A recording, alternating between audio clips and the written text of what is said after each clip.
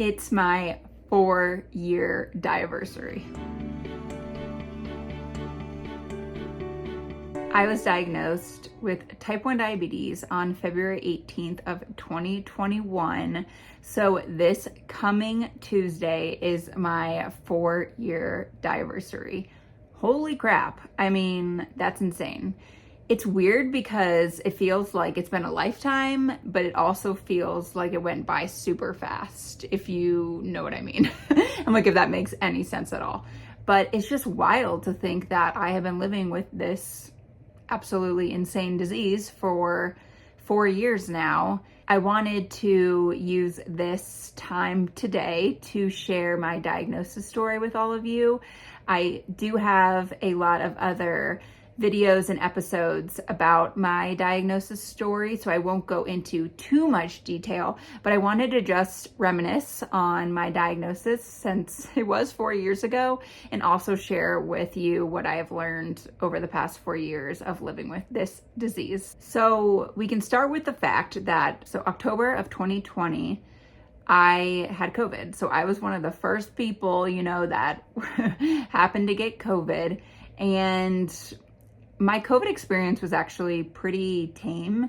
I remember I was still going outside and going for walks. Don't worry, I was staying away from people, but I was doing fine. I remember it feeling like sort of just like a head cold, and that was it. I had COVID October of 2020, and that was it.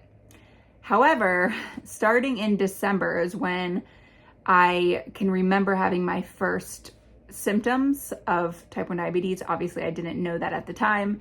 But I remember in December, I went home for Christmas, back home to Ohio where my family lives. And I remember telling my parents in the car that I was really thirsty. And that's really the first thing that I remember. After that, it was January of 2021. My boyfriend at the time, who's now my husband, but we went to Key West in Miami in January, at the end of January, and that is when I started getting like pretty intense symptoms. I had a lot of leg cramps. I know that's not common for a lot of people with type 1 diabetes, but that was probably the worst symptom that I had. I had constant Charlie horses every single night in both of my legs at the same time. And I remember being like, what is going on? I thought maybe I just had like an electrolyte balance, which obviously I did, but it was related to the type 1 diabetes. I didn't know that though. And I just remember being like, what the heck is going on? Like, it was so bad that I couldn't even run, and I was a big runner. And so it was weird. Like, I knew something was wrong because I was having these issues. And then also, when we went to Key West, we drove from Miami down to Key West, and we stopped at this pizza place. And we got it was like a deep dish style pizza, and it was so good. I remember it being so good. But that night when we made it to Key West, I remember I was sleeping and I woke up to extreme chest pain. Like, I almost woke up my husband and boyfriend. I almost woke him up to take me to the hospital because I remember it being that intense. But then it just went away. And so I went back to sleep, and that was it. I'm assuming now that's because I had pizza and the blood sugar was going up, obviously, several hours later, and it was probably pretty high.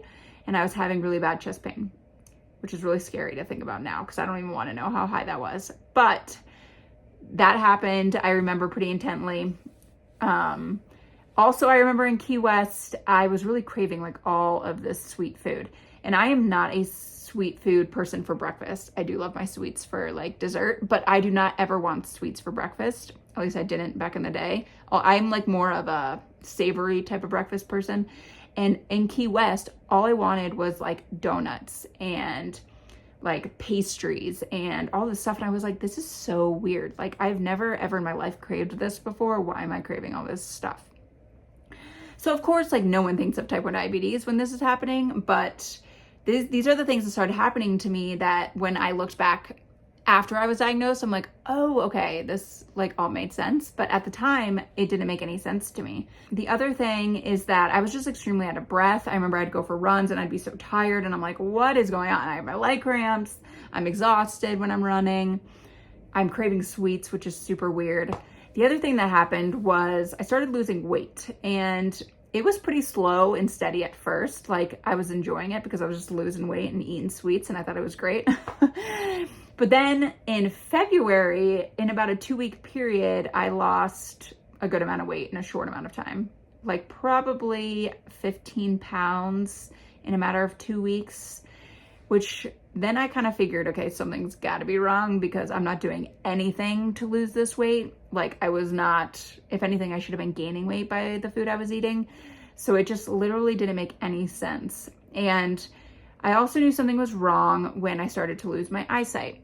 My eyesight went pretty quickly as well. Within a matter of a couple weeks, I went from seeing perfectly clear to having the most blurry vision I think I've ever had. I did honestly think, though, it was just like, oh, my eyesight's going, like, you know, I'm almost 30, like, this makes sense. Like, when you're old, you lose your eyesight. And once again, I just didn't think too much of it. I just was like, okay, I'm gonna go get glasses. Like, it happened to me, whatever. And then I think the last, like, really big symptom for me was thirst. I was, you know, so thirsty at all times. In February, we went to Puerto Rico, and I remember being so thirsty that we were on a walk, maybe walking for like 2 miles, and I had to stop to get a bottle of water because I was so thirsty within that like 2-mile walk.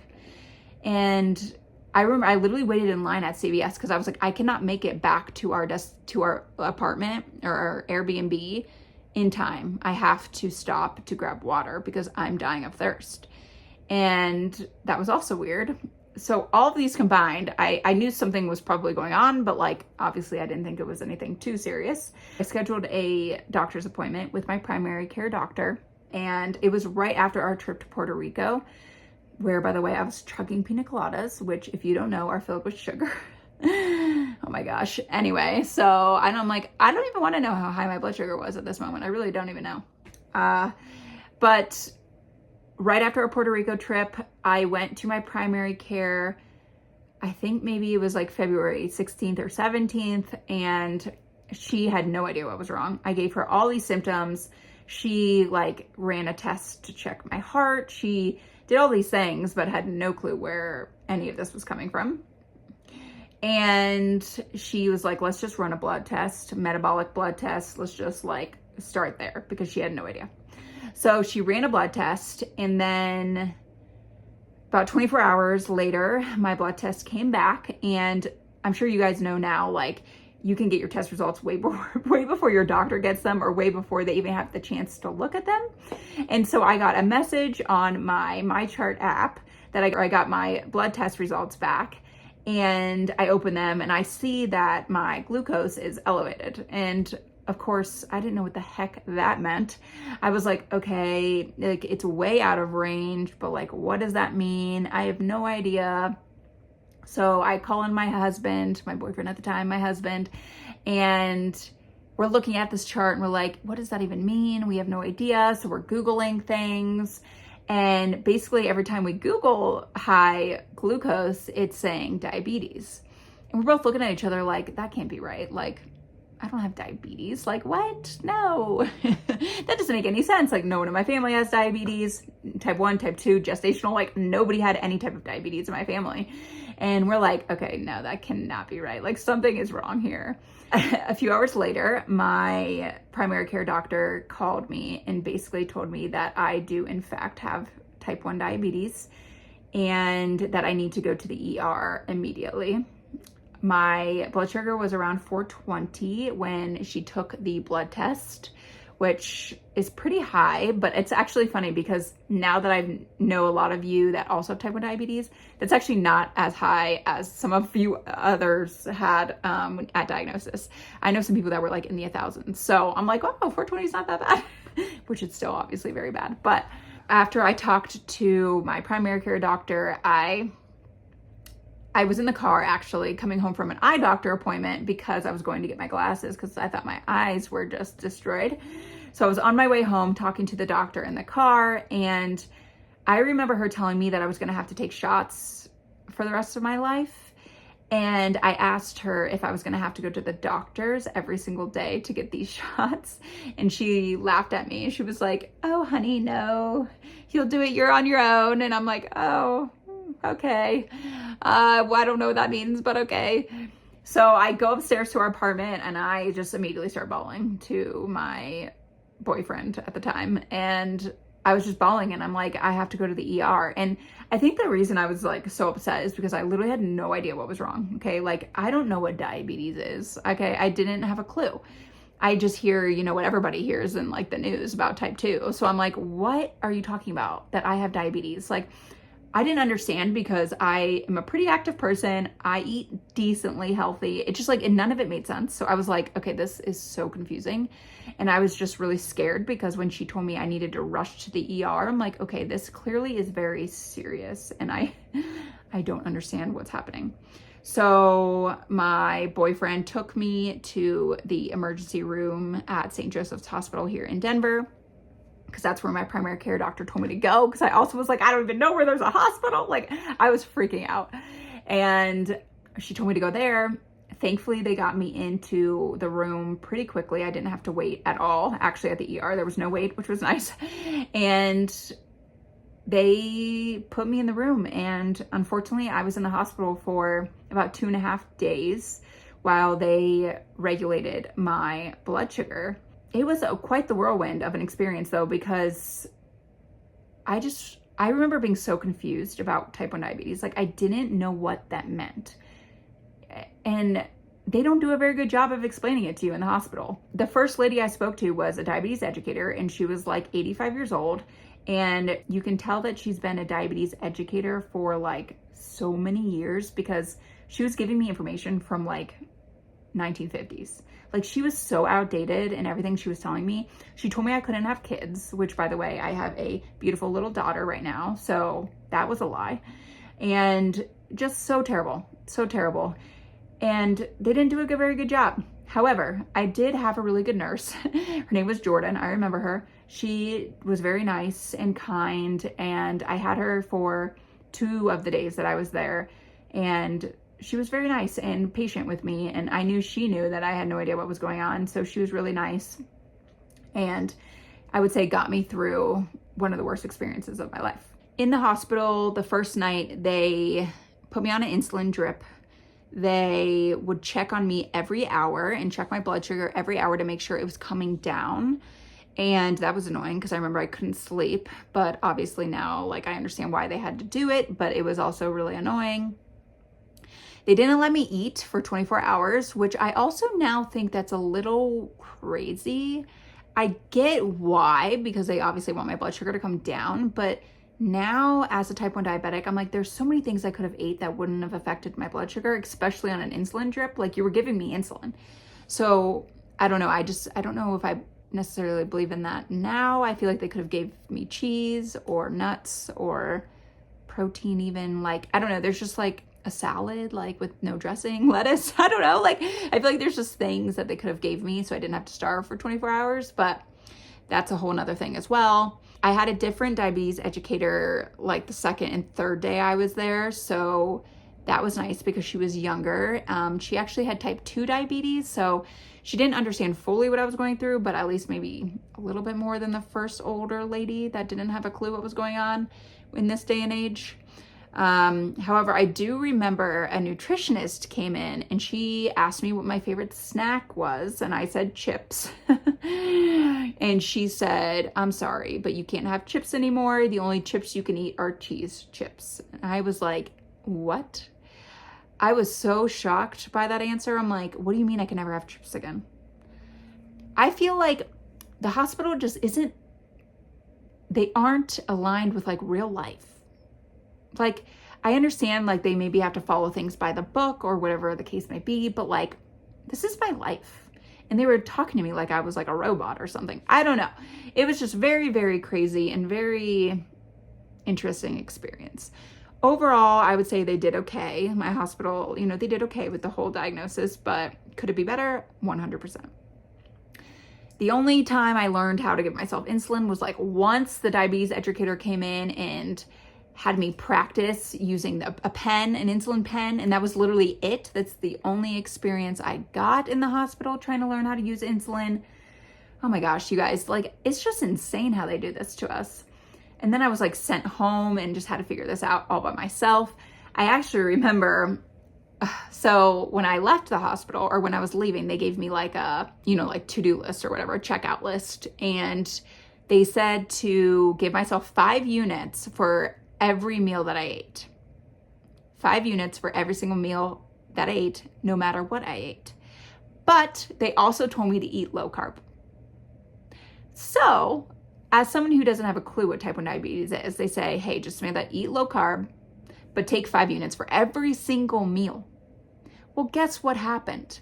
I would drop low every single meal when I got out of that hospital and I was on my own. Okay, what were they thinking?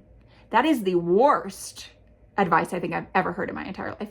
Eat low carb and then take 5 units. Plus, I was on my honeymoon phase, which means my pancreas started working a little bit again. I was dropping low literally for every single meal outside of the hospital. And I remember I came home. I don't even know what we had for the first meal. I don't even remember. But all I know is we ate something. I was sitting there and Ian, my boyfriend at the time, he was like, I'm going to go for a bike ride. Is that okay? And I was like, fine, whatever, go ahead. He leaves for a bike ride. I started to drop low, and I only knew that because I was getting super shaky and like, out of control. And I didn't have a Dexcom yet at this time. It was strictly pricking, which, by the way, also I had no idea what I was doing with that. And I remember I was just like, oh my God, I think I'm low. And thankfully I even knew what was happening and that I knew I had to eat sugar. But here's the other catch. I didn't really understand what type of sugar I was supposed to eat. So I just started eating like everything that I had in the fridge, okay? Or everything I had in the pantry. And I remember specifically eating high key cookies. And if you guys have ever had those, they're low carb, okay? They literally have they have a lot of calories, but not a lot of carbs. And I was eating those like crazy, okay? And little did I know that it wasn't gonna bring up my blood sugar. Like, I just am like, when I think back, I'm like, how did I not die? Like, actually, I don't know how I didn't die. I remember calling Ian and being like, you need to come home now because I'm shaky. I can't figure out how to freaking prick my finger. I'm so low. I don't know what I can eat or not eat. I was like so overwhelmed when we got home from the hospital. It was just absolutely insane. And I'm sure all of you know, because you're all type 1 diabetics, the first year is like hell. I mean, you literally, like, your life has changed completely. Like 180 switch, and you have to figure out this new lifestyle and somehow stay alive. Yet somehow we all are still alive, which is amazing to me because I don't know, it's like, wow. For something so important as your blood sugar, it's like they just treat us like it's like no biggie. And it's absolutely insane to me. Just reminiscing about this right now, I'm like, wow, how am I still alive? Like, truly. That first month, I think I dropped after every single meal because I was still taking 5 units for every single meal, but I was barely eating any carbs because they told me not to eat any carbs. That is insane. Plus, I was taking a ton of long lasting because they told me just to take a bunch. And I didn't get to see my endocrinologist for a week later. So that entire week from the hospital to when I saw my endocrinologist, I somehow stayed alive. I don't know how, but I did. I survived. And then I remember I went to my endocrinologist and she was like, what? When I told her, she was like, you're taking way too much insulin. And I was like, okay, well, they just told me to do that. Like, I have no idea what I'm doing. Oh my gosh. But thankfully she's a lifesaver. She's amazing. Dr. O'Day here in Denver. She's great. But she gave me a Dexcom right away because my insurance approved it. So that was life-changing. Oh my goodness. And yeah, like, thank goodness for CGMs. Thank goodness for insulin. But like, also insulin can be scary. Sometimes I'm like, insulin honestly can be the problem. I mean, obviously I love insulin, but clearly in that moment when I was taking 5 units for every meal, it's the problem because I was dropping low. It's just, man. That is kind of the recap of my diabetes diagnosis story back in 2021. And I am just so shocked that it is already 4 years. 4 years seems like such a long time, but I'm also like, it kind of just feels like I've had diabetes forever at this point. Like I don't really remember what it's like to eat whatever I want and not think about it. Like I don't remember what it's like to like eat a slice of pizza and just like go on with my day. It's kind of sad because that was 5 years ago. 5 years ago, I was able to eat whatever I wanted, and I don't remember what that's like. It's really sad, I would say. I always say that, everyone who has a working pancreas right now should be thanking God every single day that they have a working pancreas, because they have no idea what it's like to not have one. And it's not fun. It's not fun at all. However, I will talk about some positives that came out of my type 1 diabetes diagnosis. So type 1 diabetes is not all bad. Yes, a lot of it is bad and unfortunate and unfair, but not all of it is bad. And what came out of it for me has actually been life-changing as well. And I'll share with you what I've experienced positively with type 1 diabetes. So the first thing I think is that I've really started to look at food labels, nutritional labels, food ingredients. I've started learning about my own health. I mean, honestly, before, like if you would have asked me what a carb was, I would have said, I don't know, like pizza and pasta. Like I would literally have not given you a real definition of it. Now I know because I read nutritional labels, I read ingredients. I know what a pancreas is. I know what carbs do to a pancreas. I know what carbs do to the human body. Like I know a lot now about just human health overall and how to not only help my blood sugar, but also help a lot of other things in my body. So one thing I've really just gained from type 1 diabetes is learning about health and nutrition. I mean, it's an important thing that I think every single person needs to do, but if you don't have a reason to learn about it, I think it can sometimes be challenging, right? Like if you're eating unhealthy food, but nothing is happening to you, at least at that moment, you're going to be like, why do I have to stop eating this? Like I'm doing just fine. And that was me back in 2019. I was doing just fine, eating the chips and the beer and everything. I was doing just fine. And then I was diagnosed with type 1 diabetes, and all of a sudden I was not doing fine. And I started learning about health, and it has been life-changing for me. I now know that I should eat more whole foods. I know that I thrive on animal-based protein. I know that I thrive when I don't eat processed carbs. I know that I feel nasty when I eat ultra-processed carbs. I know that I feel a lot better when I take magnesium. When I take electrolytes, I just feel amazing. And yeah, so when it comes to nutrition and health, I think it's really changed my life there. And I've learned a lot about health over these 4 years and how to better myself entirely when it comes to my health. The second thing that's come out of it is exercise. So learning a lot more about exercise.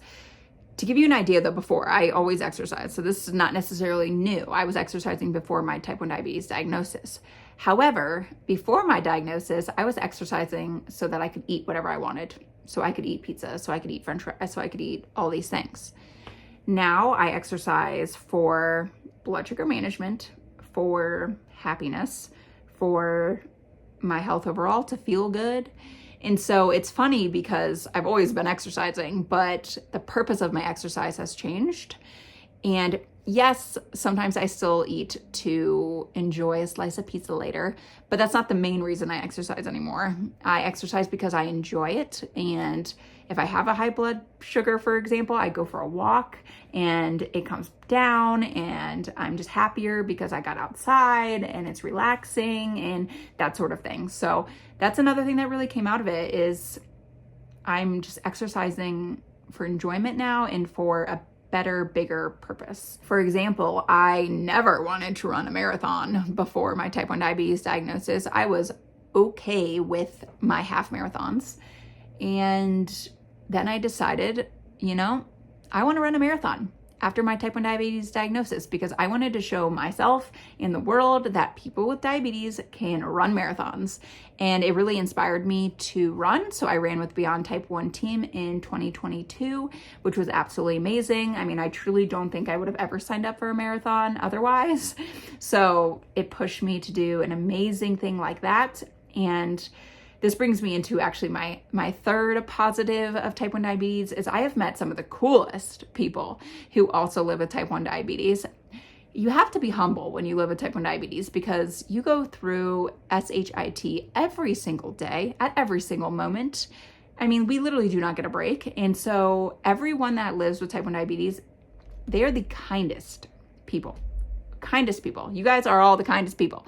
I love all of you because you're just so amazing.